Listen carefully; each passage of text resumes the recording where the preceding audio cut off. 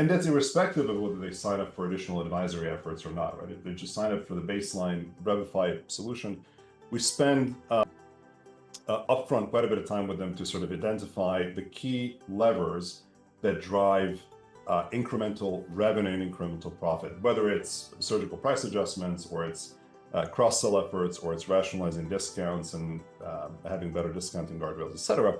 But that's typically the second step that we do upfront when a customer signs up, right?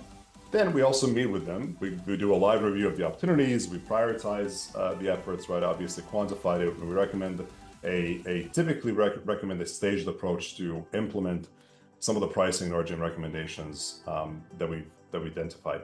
And for those clients, which is quite frankly, majority of kind of SMBs and mid-market firms, and again, we're targeting distribution and manufacturing. That's where we have a turnkey solution for.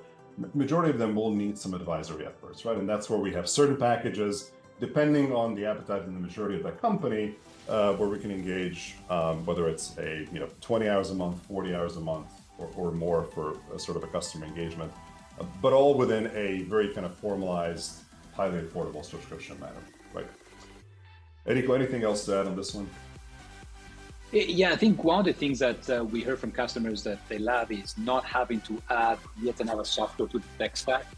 Yeah. So the fact that we can operate independently just makes it so much quicker and more effortless, instead of having the usual committees having to meet and do an ROI on the long term, stand up teams, consultants, and so on, to implement another software and somehow hook it up to maybe sometimes all the ERP systems that really have a tough time. So a big advantage.